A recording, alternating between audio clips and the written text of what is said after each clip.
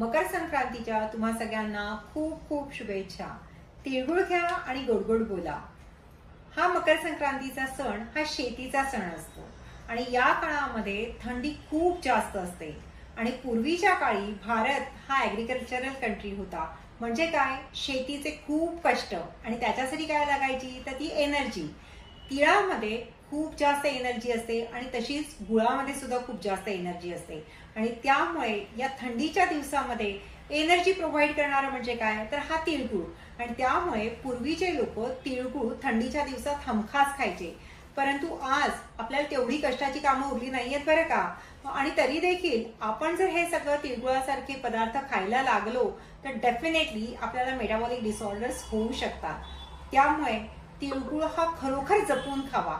आता तिळगुळ कोणी खावा बरं तर ज्यांची वात आणि कफ प्रकृती आहे त्यांनी नक्की खावा। ज्यांना कोरडा खोकला येतो आहे तर त्या लोकांना तीळ जो असतो तो बरेचदा स्निग्ध आणि उष्ण असतो आणि हा गूळ सुद्धा उष्णच असतो। आणि जेव्हा खोकला वातामुळे असतो तेव्हा वाताचा वृक्ष आणि थंड गुण वाढलेला असतो। तिळाच्या आणि गुळाच्या स्निग्ध आणि उष्ण गुणामुळे हा जो वाताचा गुण असतो तो शांत होतो आणि तुमचे जे औषधं चालू असतात त्या औषधांच्या जोडीला जर तुम्ही हा तिळगुळ खाल्ला तर तुमचा खोकला बरा व्हायला खूप सुंदर मदत होते। तसंच आजकाल आपण जे बघतो की मुलींना पाळीच्या समस्या भेडसावत आहेत। म्हणजे काय की त्यांना दर महिन्याला पाळी व्यवस्थित येत नाही।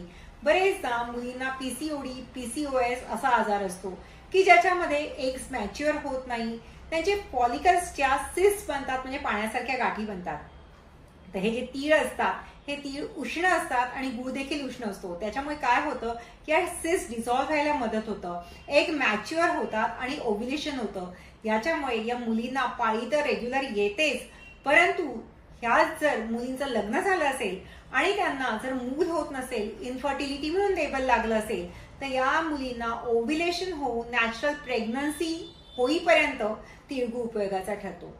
आता हा तिळगुळ कोणी खाऊ नये तर सगळ्यात महत्वाचं ज्यांना पाईल्सचा त्रास आहे, ज्यांना फिशरचा त्रास आहे, अशांनी जर हा तिळगुळ खाल्ला तर याच्या उष्ण गुणामुळे नक्कीच ब्लिडिंग पाईल्सचा त्रास वाढतो। ज्या मुलींना अंगावरनं खूप जास्त पाळीच्या वेळेला ब्लिडिंग होतं त्या मुलींनी जर हा तिळगुळ वाढला तर त्यांना पाळीला खूप जास्त अंगावरनं जातं आणि त्यांना अॅनिमिया सुद्धा त्याच्यामुळे होऊ शकतो। त्यामुळे अशा या मुलींनी खरोखर तिळगुळ जास्त खाऊ नये बरं का। एखादा लाडू खावा सणापुरता तेवढा पुरे असतो।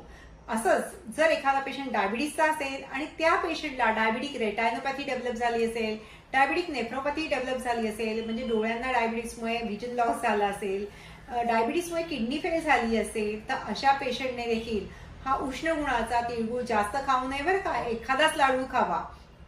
तसंच आपण मुली बघतो की ज्यांचे हेअरफॉल होत असतात तर अशा वेळेला या मुलींनी तीळ नक्की खाल्ला पाहिजे। त्याचं कारण काय असतं, या तिळामध्ये कॅल्शियम असतं आणि आयुर्वेद काय सांगतो, अस्थिधातूचा मल म्हणजे केस। त्यामुळे जर तुम्ही तीळ खाल्ले तर नक्कीच अस्थिधातू स्ट्रॉंग होतो आणि त्याचा मल म्हणजे केस सुद्धा खूप सुंदर होतात।